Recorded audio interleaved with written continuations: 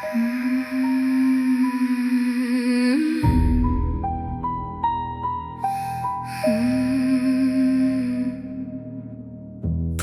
up a chair and dim the light. Leave your worries at the door tonight. No need to whisper, no need to hide. We're all chasing shadows side by side. Southern moon and candle flame. Every ghost has another name. Haunted halls and forgotten dreams. Nothing's ever quite what it seems. Old photographs and dusty frames. Everybody's got stories they can't explain. Somewhere in the quiet between heartbeats, wonder waits for those who see. Did you hear it? Did you see? Tell me what you believe. Was it fate? Was it fear?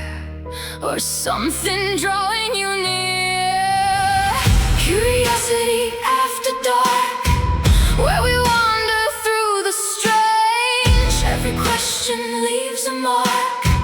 Nothing ever stays the same. Ghost stories under midnight skies. Old legends pass through lullabies. Take my hand and lose the fear. Wonder's always welcome here. Curiosity after dark, where restless hearts belong. Searching shadows for a spark, finding wonder in the unknown. Haunted mansions dressed in lace. Footsteps echo through empty space. Vampire myths and whispered lore. 100 secrets behind one door.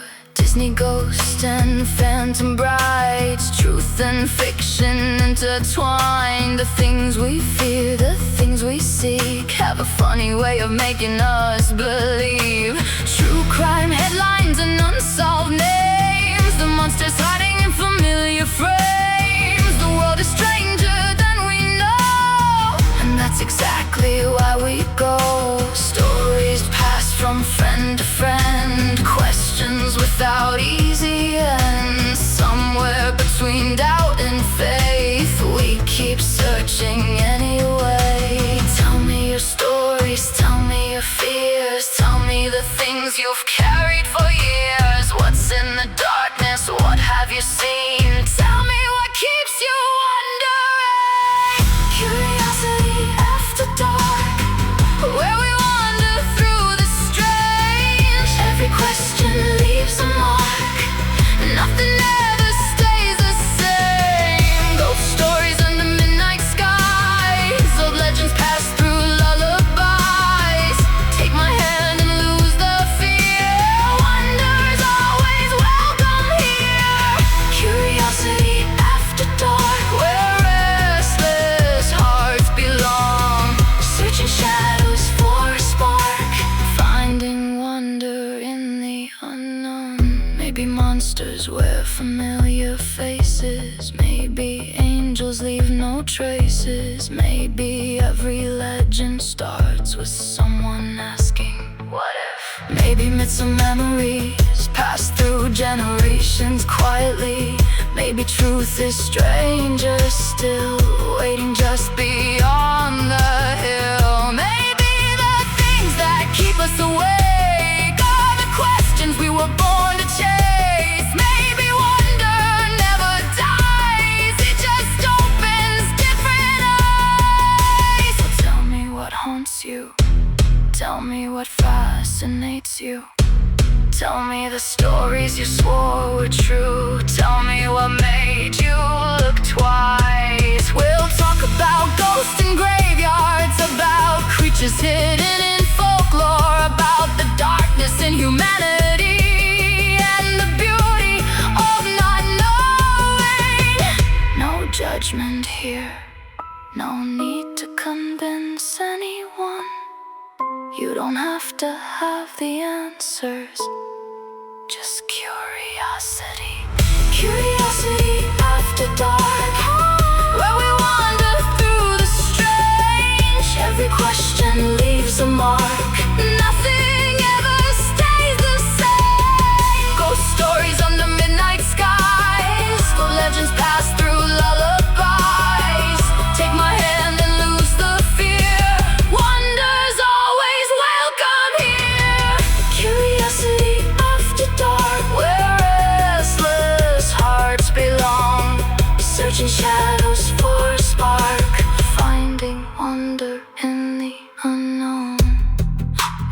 listening tonight, you're exactly where you ought to be.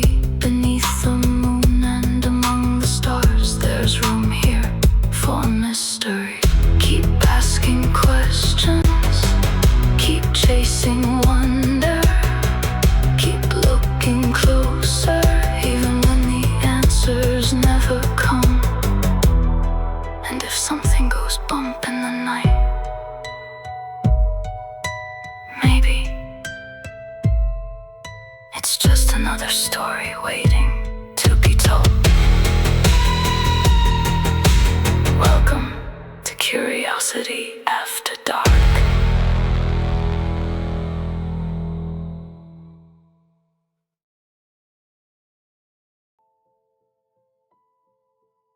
Hello. Good evening and welcome everybody back to another episode of Curiosity After Dark. Tonight we are traveling to the quiet farmland of Robertson County, Tennessee, just south of the Kentucky state line.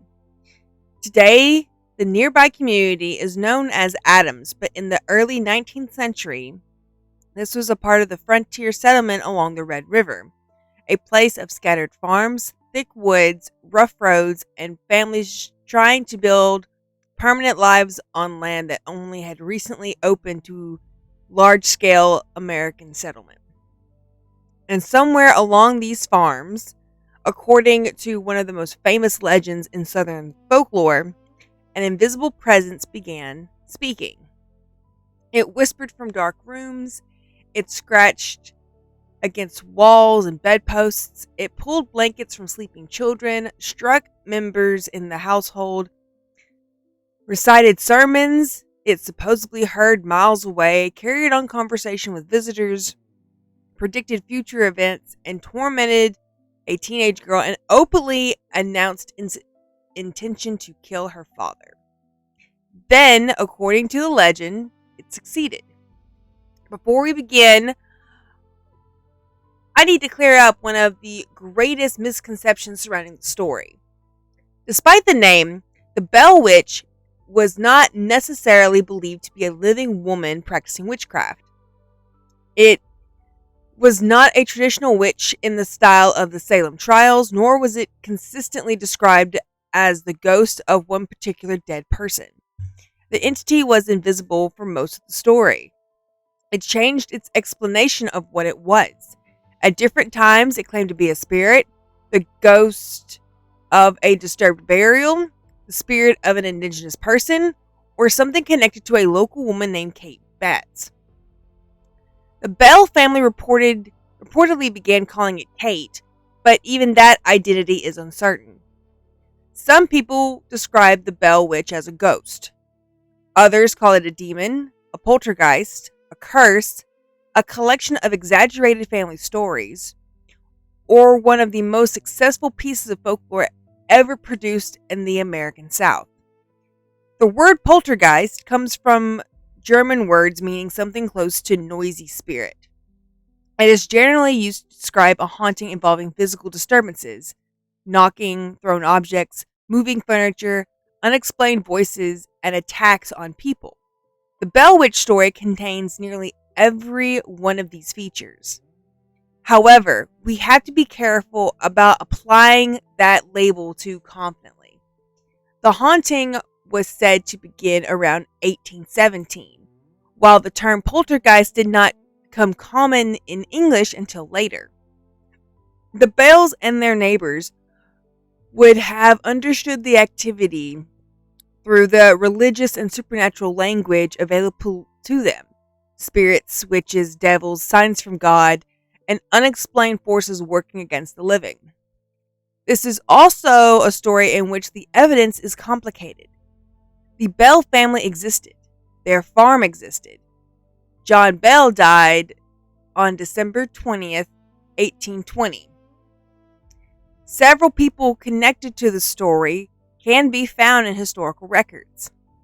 There is also evidence that reports of a mysterious speaking presence were circulating in Robertson County while the alleged haunting was still occurring. A journal associated with Captain John R. Bell, not a member of the haunted Bell family, records that while traveling through the region in October 1820, he heard about a young woman who was accompanied by a mysterious voice. According to that account, the voice wanted the young woman to marry a particular local man, and a large number of people had reportedly traveled to hear it. The journal entry does not confirm every frightening detail that would later become part of the Bell Witch legend. It does, however, suggest that some version of the story was already being discussed before John Bell's death. The Tennessee State Library and Archives describes the Bell Witch as one of Tennessee's most enduring myths and legends, while the Tennessee Encyclopedia calls it perhaps the state's most famous ghost tale. Both sources also make an important distinction. The people and location are real, but most of the detailed narrative was recorded decades after the event supposedly occurred.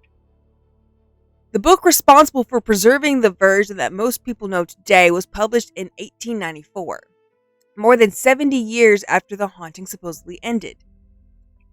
It was called An Authenticated History of the Famous Bell Witch, written by a newspaper editor, Martin Van Buren Ingram. Ingram claimed that his book included an earlier account written by John Bell's son, Richard Williams Bell. That account, usually called Our Family Trouble, presented itself as the personal recollections of someone who had lived through the haunting. But the original manuscript was never independently authenticated in a way that settles the argument. We do not know exactly when it was written.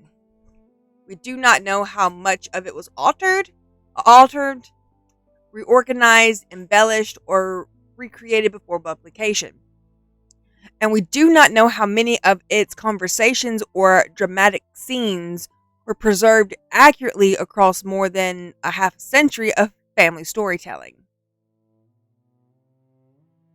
That does not automatically make the entire story false. Oral stories can preserve real events. Families often carry accounts for generations before anyone commits them to paper.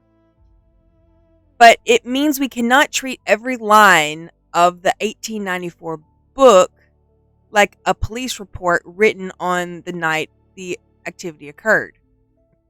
So throughout tonight's episode, I will distinguish between what historical records can reasonably establish and then what belongs in the traditional legend. Because historical uncertainty is not a flaw in the Bell Witch story. It is part of what makes the story so fascinating. It is not simply the account of a haunted house. It's a story of how unexplained events became family history, how family history became community folklore, and how folklore eventually becomes something so deeply connected to a place that it begins to feel inseparable from the landscape itself. And our story does not begin with a witch, but with a farmer. John Bell was born in North Carolina and later moved with his wife, Lucy Williams Bell, and their children to Tennessee. In 1804, the family settled in Robertson County near the Red River, in the area that would eventually become Adams. The Tennessee Encyclopedia describes John and Lucy as a prosperous couple who moved west from North Carolina with their growing family. John acquired land, operated a successful farm, and eventually became involved in the local community. This matters because the Bell Witch legend is sometimes told as the Bells were isolated, impoverished settlers living alone in a collapsing cabin. They were not. The Bells were relatively successful landowners. They had neighbors, they had social connections, church relationships, and a recognized place within the community. John Bell was reportedly a member of the Red River Baptist Church, and the family was known by people living around them. They also enslaved people. That fact cannot be pushed aside simply because it makes the familiar ghost story less comfortable. The Bell farm was a part of the slaveholding economy of the early American South, and enslaved workers lived and labored on the property. One enslaved man traditionally identified as Dean, appears in several versions of the legend. According to the story, Dean was sometimes followed by a large black animal while traveling at night to visit his wife. We do not have Dean's own written account. His story survives only through the people who had authority over his life, and though through later writers who turned his experience into a part of the supernatural narrative. This means his perspective, the perspective of someone who may have experienced fear on the property while living there under enslavement, is largely absent. When we picture the Bell Farm, we therefore need to picture more than John, Lucy, and their children gathered inside the house. This is a working agricultural property.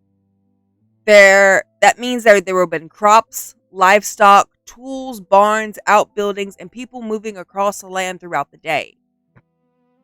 The family would have depended heavily on the weather, harvests, trade, neighboring farms, and the labor of enslaved people.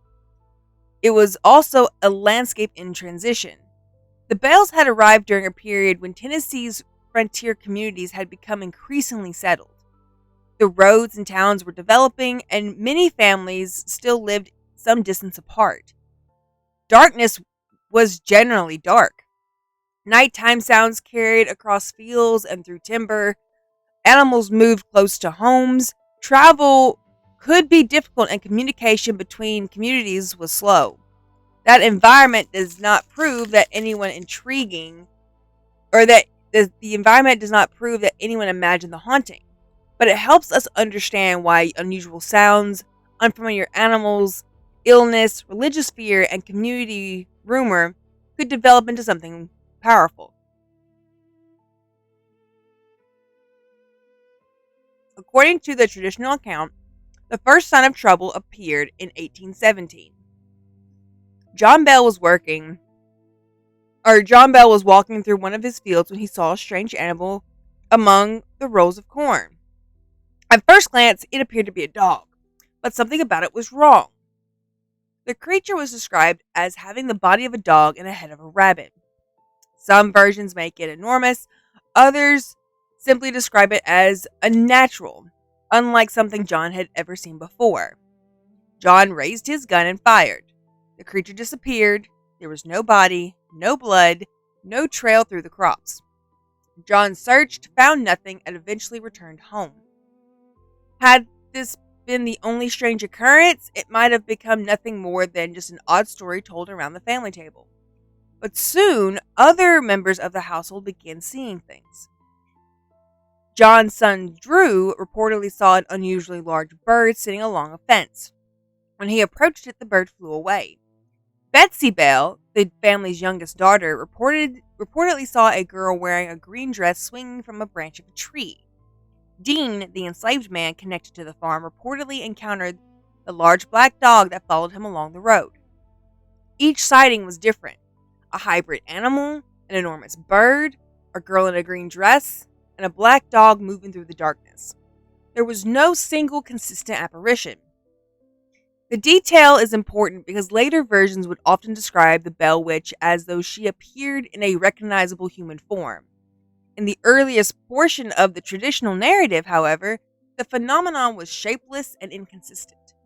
The witnesses did not see one ghost returning repeatedly. They saw several different abnormalities that only became connected after the family decided something strange was happening around them. The disturbances moved inside the house. The family began hearing knocking along the exterior walls. At first, the sound might have been mistaken for an animal scratching at the wood. John reportedly went outside to investigate, but whenever he reached the location of the noise, it stopped. Then it began somewhere else. The sounds became more frequent. There were scratches against the door, knocking beneath the floors, gnawing or chewing sounds around the headposts, what sounded like rats moving through walls. So the Bells searched for the animals, damaged boards, loose shutters, and anything else that could explain what they were hearing. They found nothing and the activity continued. At night, the children reportedly heard something moving through their bedrooms, blankets were pulled from their beds, pillows were thrown or disturbed.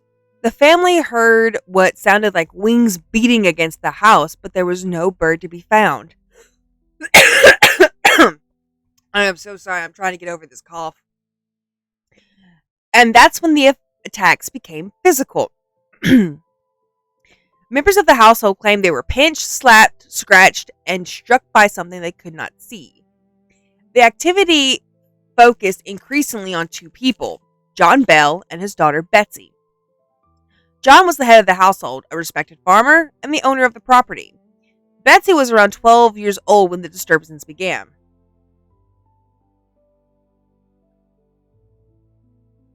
This makes her role in the story especially disturbing. According to legend, the entity pulled Betsy's hair, slapped her face, stuck her with invisible pins, and left marks on her body. She reportedly suffered fainting spells, difficulty breathing, and violent episodes in which an unseen force twisted or struck her. The family did not immediately tell their neighbors. John reportedly insisted that the problem remain private. That reaction makes sense whether we approach the story as supernatural, psychological, or fraudulent. Publicly admitting that something unexplained had entered his home would damage John's standing in the community. It might suggest that the family was cursed, sinful, dishonest, unstable, or involved with forces that respectable Christians were expected to reject. The Bells had tried to handle the disturbances themselves, but silence had become impossible. According to the traditional narrative, John eventually confided in a neighbor named James Johnston. Johnston and his wife were invited to spend the night in the Bell home. If the disturbances stopped, the Bells might conclude that the activity came from someone within the household. If they continued in front of outside witnesses, the family would know they were not experiencing the phenomena alone. At first, the house was quiet. Then blankets were reportedly pulled from the Johnstons' bed. Johnston believed one of the Bell children was playing a trick. He scolded the unseen prankster and demanded the behavior stop. Instead, something reportedly struck him. James Johnston then offered the line that would transform a private family problem into a community event. According to the 1894 account, he told John Bell that the disturbance was a spirit, or something like the spirits described in the Bible, and that they needed to gather more people to witness it. From that point forward, secrecy was over. Neighbors began visiting the Bell farm. Some arrived to help, some came to pray, some came out of curiosity. Some came determined to expose the trick. Some simply came because an invisible presence that could touch people, move objects, or terrorize a family was far more interesting than anything else that was happening along the Red River. Again, you have to remember the times back then, right?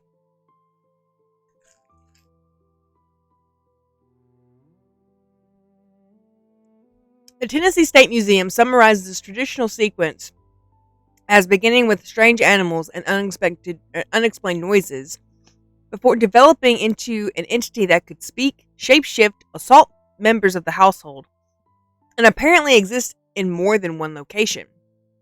At first, the voice was weak. Visitors reported hearing something like whispers, choking sounds, or an old woman attempting to sing from somewhere far away. The sounds gradually got clearer. The entity learned, or revealed, that it could speak. It repeated words. It answered questions. It imitated voices.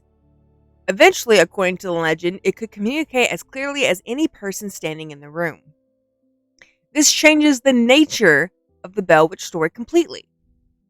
A house that knocks can be blamed on settling timber. Scratching could be blamed by rodents. Missing blankets could be blamed on the children. Unexplained bruises can have many causes. Believe me, I have them. But a voice creates personality. Once the entity began speaking, it was no longer merely something happening to the Bell family. It became someone. Visitors questioned its identity. The answers changed. At one point, it supposedly claimed to be a spirit of a person whose grave had been disturbed. At another, it claimed to be the spirit of an indigenous child buried somewhere on the property. It offered directions to bury treasure and then mocked the people who searched for it. It claimed to be one spirit, then it claimed to be several. It gave names including Black Dog, Mathematics, Cryocrypti, and Jerusalem. I think I said that one name wrong. These strange and contracting identities were often left out of the shortened versions of the story because they don't fit neatly into the idea that the entity was simply a ghost of a woman named Kate. The truth is far messier.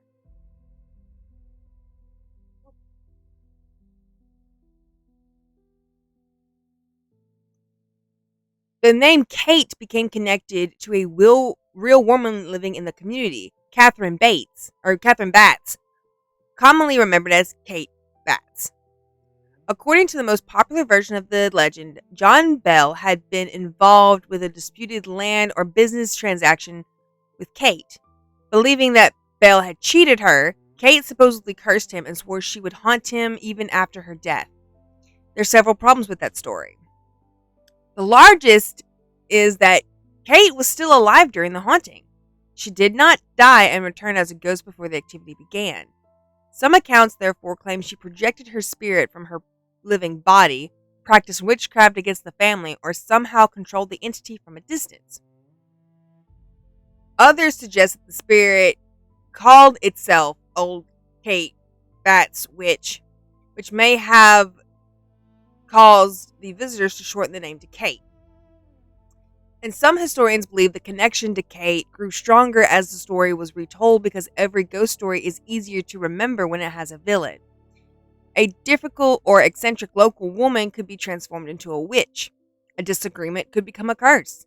An invisible presence with several different personalities that contracted one another could be given to a recognizable name. There are also reasons to be cautious because how Kate Batts was portrayed.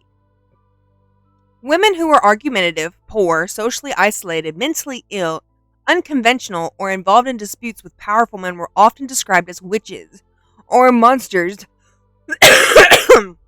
within community folklore. Once a woman received that reputation, any misfortune could be blamed on her. That does not mean that Kate was entirely innocent of every accusation made against her. It just means that the historical evidence does not justify treating her as a proven supernatural attacker. The entity itself appeared to enjoy the name. It responded when visitors called it Kate, and the more it spoke, the more complicated its personality became. Kate was cruel. It could also be playful.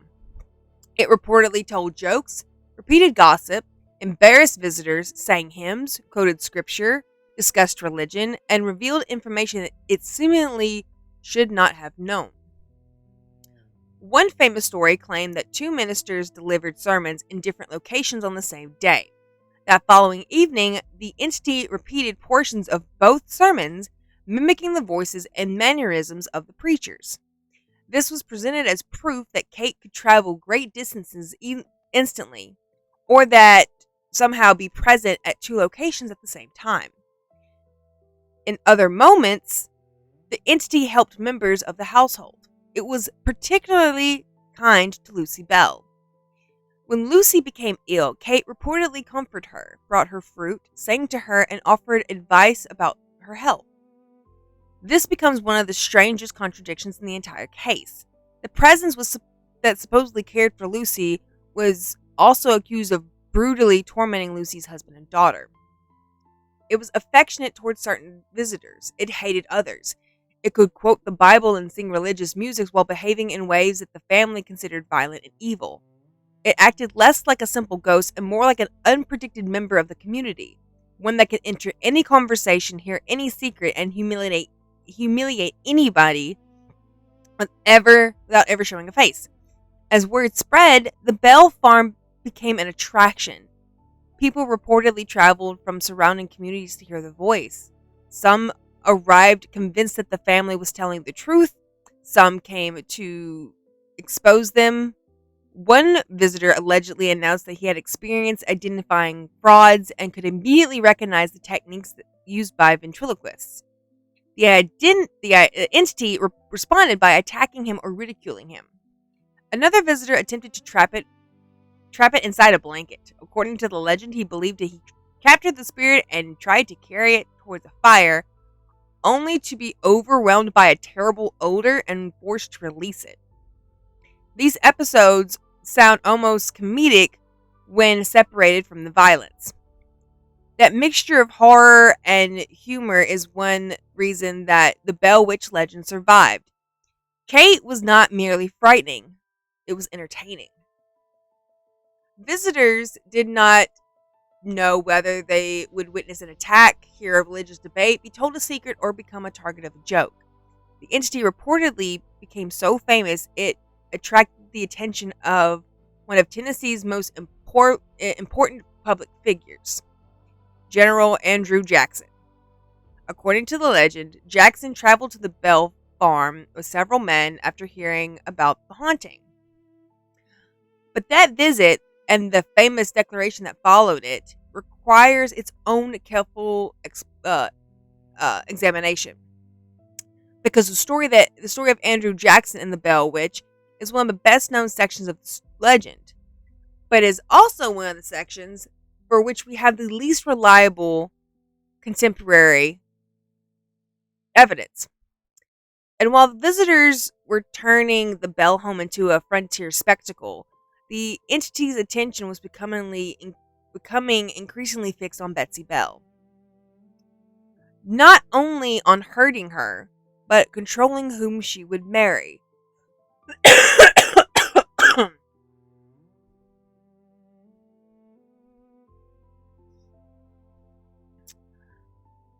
So it wasn't just a strange place where things happened anymore. It became the destination.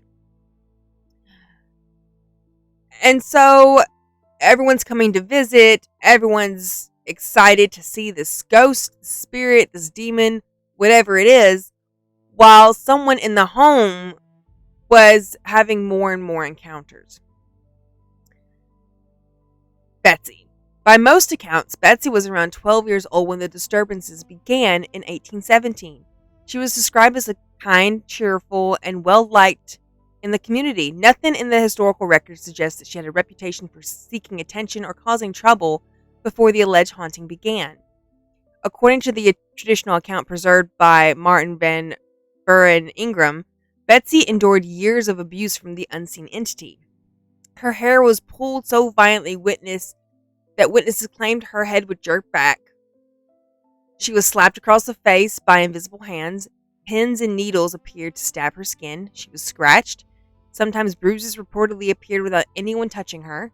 Other times she would suddenly cry out in pain as though someone struck her. And these attacks often happened in front of visitors. That detail is important because believers have argued that it makes the events harder to dismiss as imagination or deception.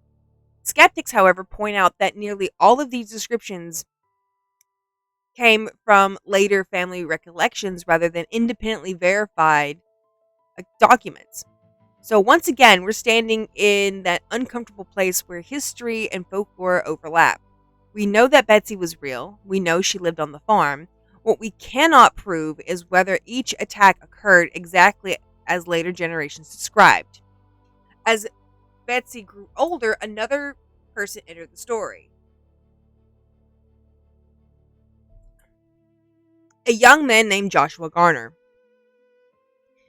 Joshua was considered respectable, hardworking, and by all accounts generally cared for Betsy. Those two eventually became engaged, and most families on the Tennessee frontier, an engagement would be cause for celebration. For the Bell family, it reportedly became a nightmare. According to the legend, The Bell Witch despised Joshua Garner. Whenever Joshua visited the Bell home, the entity insulted him, it mocked him relentlessly, it called him names, it would interrupt conversations between the young couple. At other times, it allegedly struck Betsy while Joshua watched helplessly.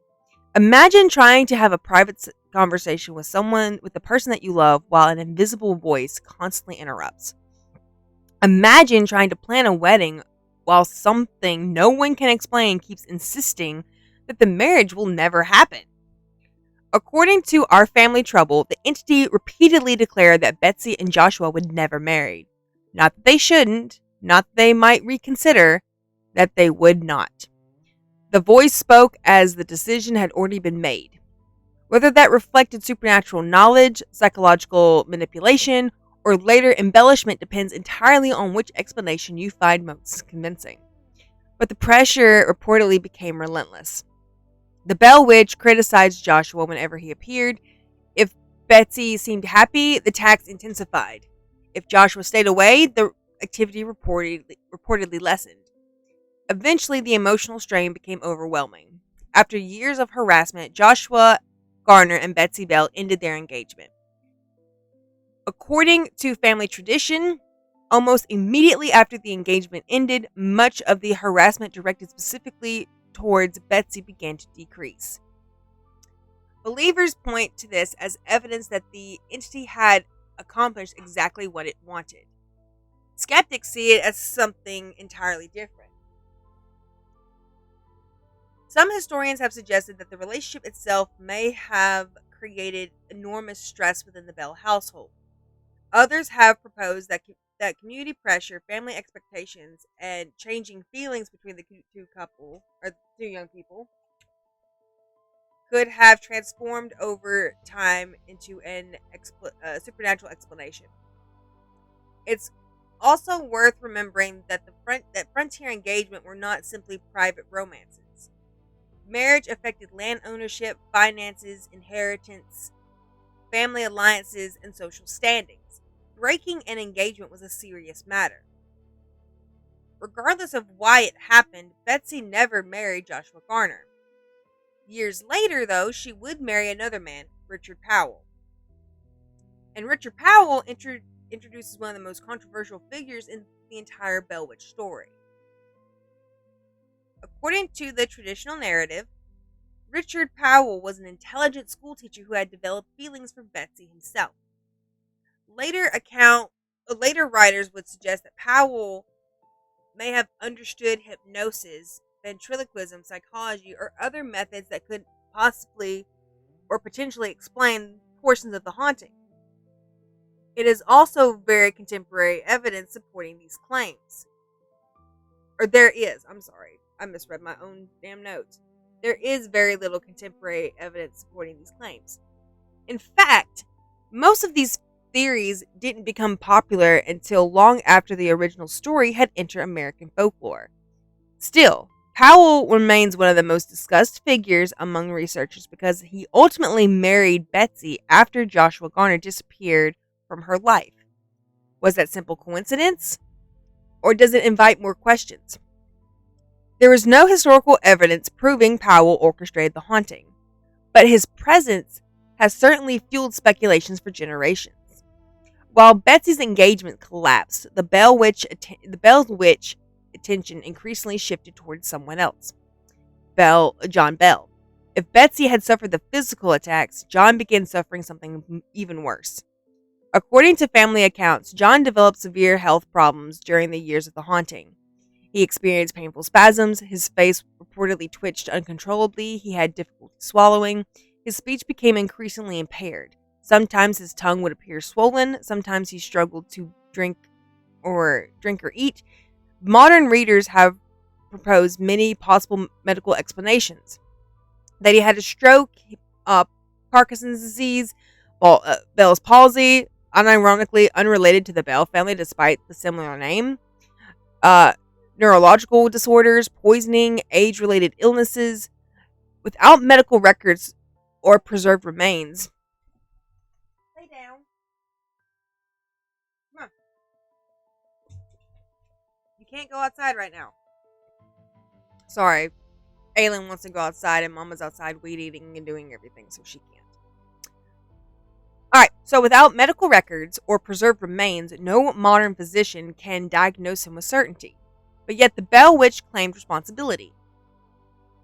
According to the legend, the voice openly bragged to how it was making John Bell sick. Visitors reportedly heard it announce that John would never recover. Instead, it promised something much darker. It claimed it intended to kill him. That statement transformed the haunting from frightening to deadly. Because if an invisible force predicts someone's death and that person later dies, that prediction suddenly becomes the center of the story. As John's condition worsened, the Bell family reportedly became desperate. Doctors were consulted, ministers prayed, neighbors stayed with the family. Nothing seemed to change. The entity reportedly continued mocking anyone who tried to help. One of the stranger stories from this period involves medicine. According to the tradition, whenever John attempted to take prescribed treatments, the Bell Witch either interfered directly or ridiculed the doctors trying to care for him. Whether these interruptions were supernatural or simply part of the growing legend remains impossible to verify, but the image is unforgettable. An invisible force standing beside a sick man's bed, laughing at the people trying to save him. By 1820, John Bell's health had deteriorated significantly. The family reportedly feared that death was coming. What happened next would become one of the most famous and most debated moments in American ghost lore. Because after John Bell died, the Bell family claimed they found something beside his bed. A small glass vial. And according to the Bell Witch, that mysterious bottle explained everything. In the months that passed, the Bell family stopped asking whether something was in the house. Their only remaining question was what it wanted. And the answer seemed to become clearer with each passing week. Whatever the unseen presence was, it had developed favorites. Like I said earlier, it seemed almost protective of Lucy Bell. According to family tradition, the entity would often sing to her and comfort her and bring her things from places no one could explain. It spoke gently to her, almost as though she was someone it respected. But John never received such kindness, nor did his daughter Betsy. John represented the authority of the household. Betsy became its most helpless victim. Now, like said earlier, this stuff, the attacks and everything on her continued long after. Like, it didn't really stop. So that's why it became increasingly hard to understand what was going on. That it laughed with everybody else. The spirit just liked communicating, but in different ways to different people. It would mock you, it would joke with you, it would sing, it would take care of Lucy. It hated John, and it definitely hated Betsy. So what was going on? But the voice was always remarkably clear. It answered questions. You could talk to it. So what was going on? Well, now at this point, it's been suggested multiple times that it could be in multiple places at once, but there's no evidence confirming these demonstrations ever occurred as described. But nearly every detailed account comes from the Bell family tradition recorded decades later. So these stories could explain why so many people became convinced that they were witnessing something beyond ordinary explanation, but the entity became increasingly willing to identify itself, but it also increasingly was willing to confuse everybody. Just like I said earlier, it claimed to be different things. But that one name remained. Kate. So, the reputation of the Bell family was kind of interesting. Because again, you had a respectable family that was going through something terrible. But instead of just being focused on the fact that they were a business family, a very prosperous family. They became a American spectacle. Of if you were heading to Tennessee, there was a good chance you were going to the Bell Farm. And this thought of the Bell Witch being a woman named Kate in rural America during the 19th century, she grew a reputation that would become a legend because, again, back then, women who were outspoken weren't thought as good omens, right? So it was kind of bad. All right, so I don't know where I lost myself. Hold on.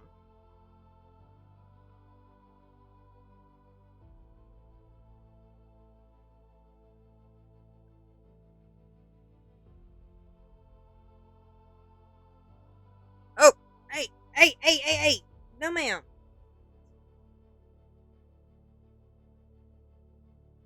I have lost myself. I have scrolled down so far by accident. I don't know where it was. All right. There we go. The vial near his bed. All right. There we go.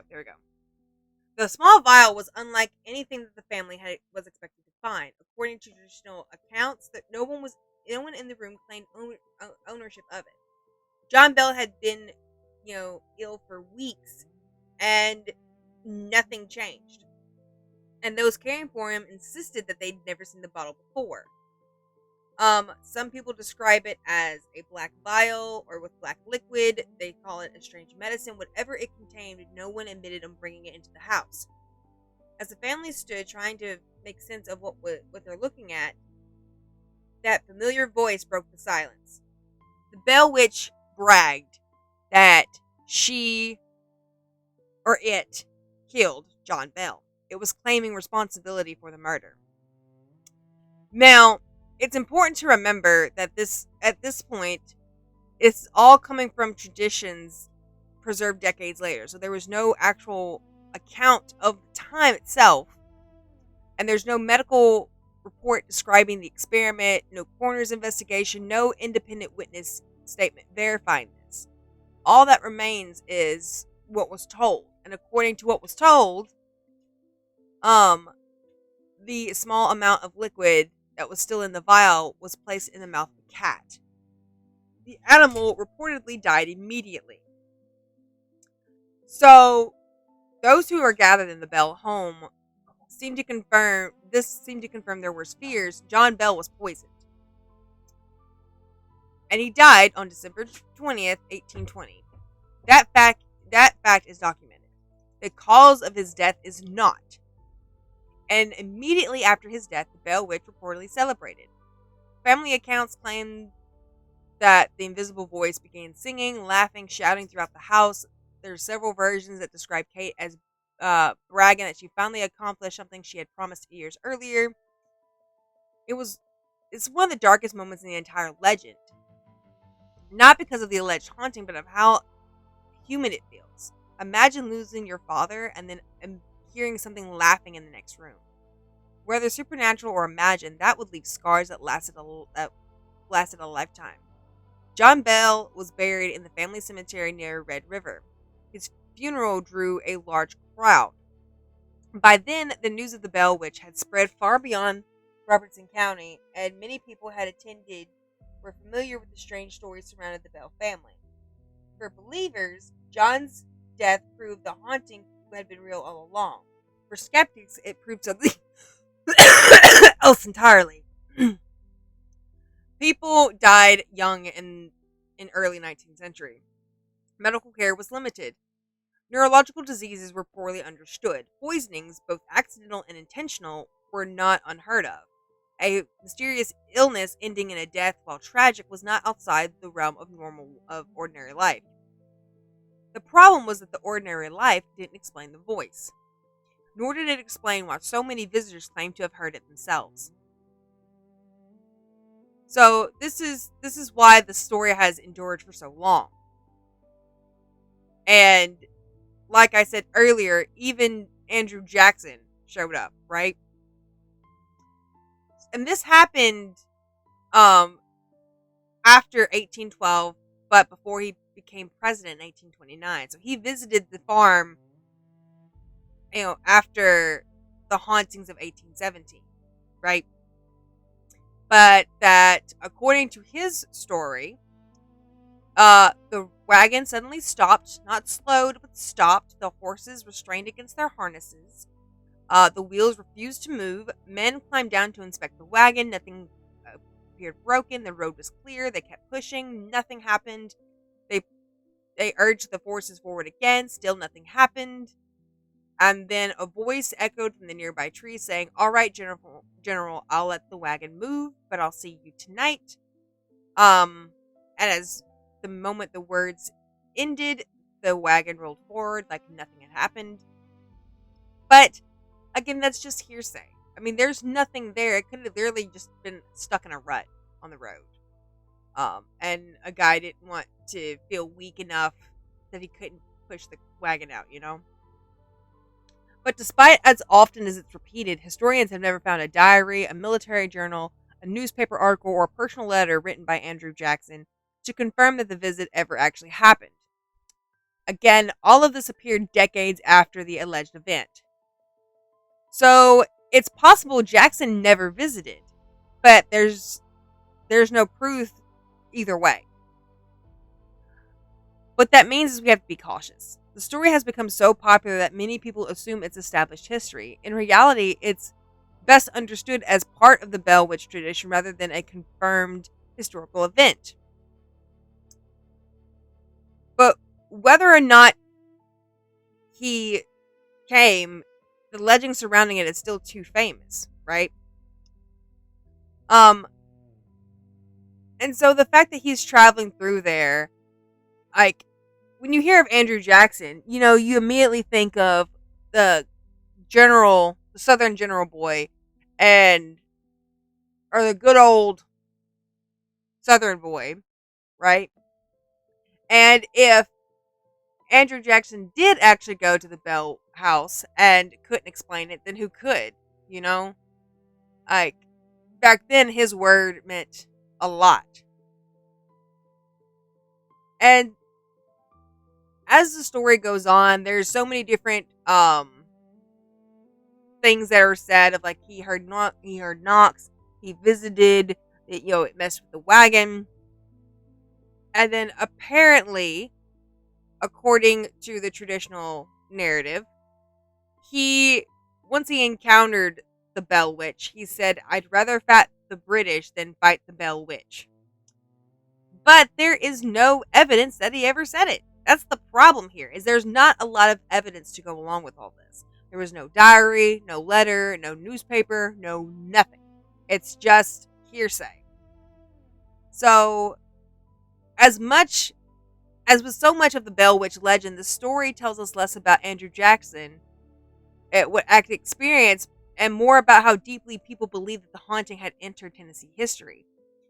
Like I said earlier, after John Bell's death, many expected the disturbances to end, but the entity did not stop. Kate remained, just not with the same violence, not with the same constant attacks, but the voice appeared from time to time and it spoke to members. It still carried on conversations. It claimed it wasn't leaving. But the strangest aspect of the Bell Witch legend is that the entity reportedly made predictions extending years into the future. Kate announced that she would leave the Bell home from 7 years before returning once again. 7 years later, in 1828, members of the Bell family claimed the voice returned exactly as promised. But the second visitation was said to be far quieter. Instead of violent attacks, the conversations reportedly focused on politics, religion, and future world events. It allegedly discussed subjects ranging from American leadership to conflicts that would not occur for decades. In some versions, Kate made predictions about the Civil War, inventions, and changes in the world long before they happened. These alleged prophecies were among the weakest parts of the historical record. Nearly all of them appear in sources written long after the events they supposedly predicted. That's a huge red flag for historians. It's remarkably easy to remember a prediction after the outcome is already known, right? It's much harder to prove that the prediction existed beforehand. Nevertheless, the Bell family believed the return had happened, and for several weeks, in some versions several months, the voice reportedly announced it was leaving again, this time for much longer. According to the legend, Kate declared that it would return in 107 years. That prediction was fascinating. So 107 years after 1828 would bring us to 1935. Did the Bell Witch return? Some people insisted that she did. Others said nothing unusual happened at all. Like nearly every chapter in the story, it depends on who you ask. And that could be the Bell Witch's greatest trick. No matter how many years have passed, the story refuses to die. So, the story should have ended there, right? John Bell was gone. Betsy eventually built a life of her own. The children grew older. Time moved forward, just like it always does. And most ghost stories fade when people who have experienced them pass away. The Bell Witch did the opposite. It grew. As neighbors told the stories to their children, and those children repeated it to their children, details were added, forgotten, embellished, and occasionally contracted. That's the nature of folklore. Every generation becomes another storyteller, and every storyteller leaves fingerprints on the tale. By the middle of the 19th century, the Bell Witch was no longer simply a local mystery. It became part of Tennessee's identity. And then, in 1894, more than 70 years after John Bell's death, the newspaper editor Martin Van Buren Ingram published an authenticated story of the famous Bell Witch. For better or for worse, this book has shaped almost everything most people know about the haunting today. Ingram claimed his work was based largely on an earlier manuscript written by Richard William Bell, one of the sons. The manuscript, commonly called Our Family Trouble, described the haunting from the family's perspective. But again, like I said at the very beginning, the original manuscript has never been authenticated in a way that settles the debate. Some researchers believe Richard Bell genuinely wrote it. Others believe that Ingram may have edited it heavily. Others still wonder whether portions were recreated entirely from oral tradition after Richard's death. The problem is we simply don't know. That uncertainty doesn't mean that the Bell family experiences were fabricated. It does mean that we can't confidently separate Richard Bell's memories from Martin Ingram's storytelling. As a result, historians generally treat the Bell Witch as a fascinating mixture of documented history and involving folklore rather than a case that could be definitively proven. Even after all these years, people still come.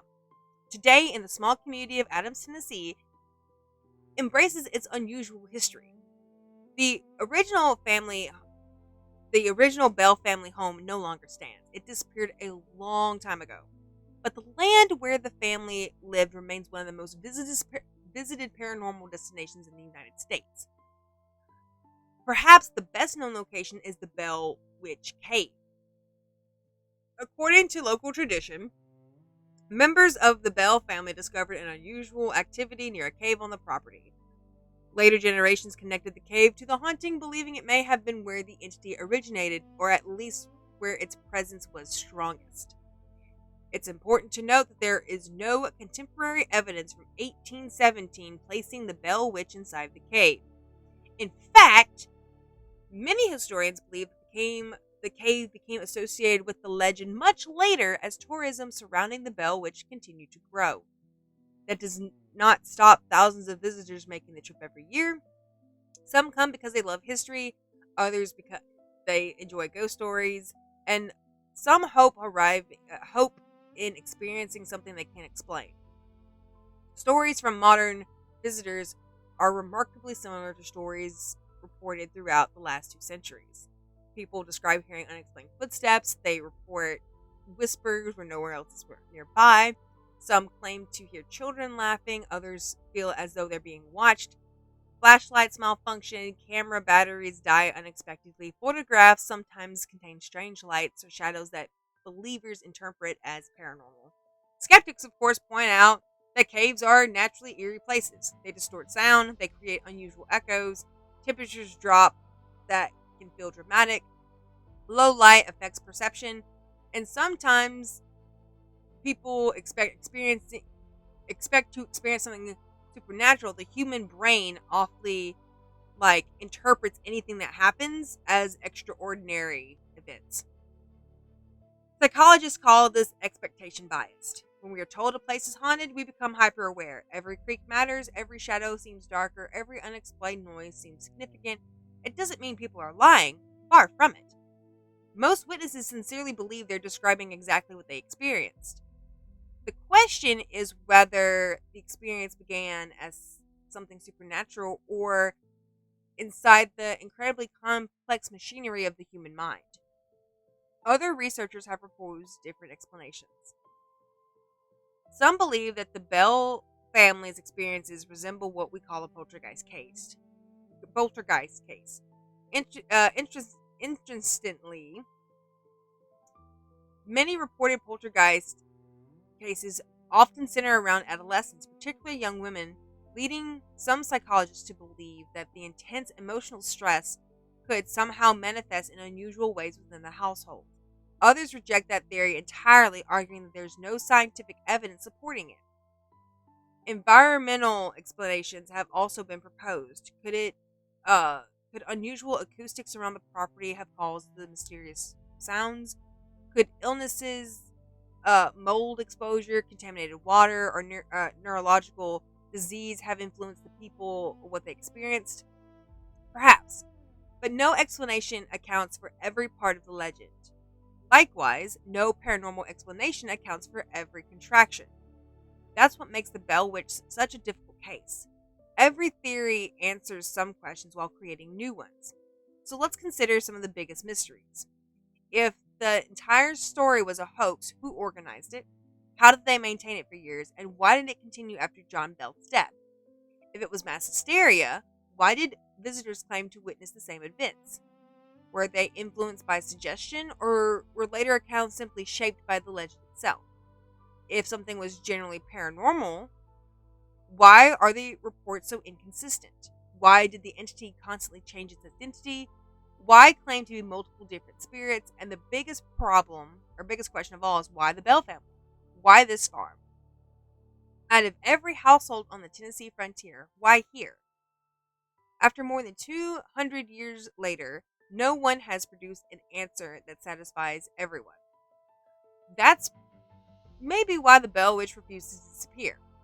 Unlike many famous ghost stories, this one doesn't rely on one dramatic moment. It's built on hundreds of small moments.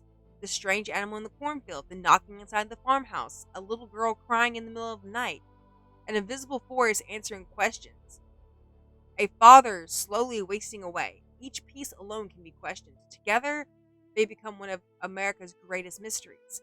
Whether you believe the Bell family encountered something truly supernatural, whether you believe grief, illness, folklore, or memory slowly transformed ordinary events into extraordinary legend, or whether the truth lies somewhere between the two extremes, one fact remains. More than 2 centuries later, we're still talking about them. And that's part of the Bell Witch's greatest legacy. Not that it proved ghosts exist, not that it convinced the world demons walk among us, but it reminds us how powerful a story can be when history leaves just enough unanswered questions for our imagination to fill in the rest. Thank y'all for joining me tonight for another episode of Curiosity After Dark. Until next time, keep asking questions, keep chasing the unexplained. And if you ever find yourself driving through the quiet back roads of Adams, Tennessee after the sun goes down, maybe you hear nothing at all. Or you might hear someone whisper your name. Thanks, guys, so much. I apologize for stumbling through this episode. It's been a rough few days, and I don't know how I messed up my own notes. Like, I copy and pasted apparently um sections. I'm guessing it's because I was handling Aelin and everything else. Um, but I'll go ahead and tell y'all that the section about Betsy's engagement and John's death, I apparently inserted that like 3 or 4 times on accident. So I may have typed some stuff out and then accidentally, like, because I've done it before, accidentally copy and pasted. But that was weird. I was wondering why. Like, when I was reading through my notes, I was like, yeah, okay, John Bell died, and then all of a sudden, back to Betsy was still 12 years old. I'm like, So that small lull was me trying to find where I continued on. So I apologize about that. Anyway, so next week, we have an episode that is going to be, let me look at the schedule. So next week is going to be the Mothman. So get excited. And then we'll go from there. I'm going to go play some Power World. So we're going to raid out while I get me something to eat. And then we'll get back to it. Let me see who is...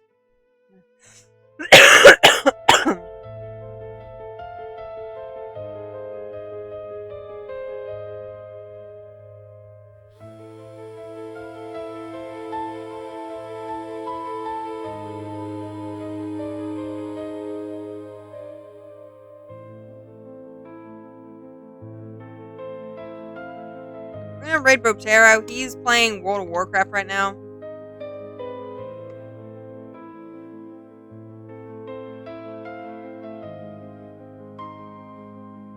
So give him love for me, please. Love you guys, and bye.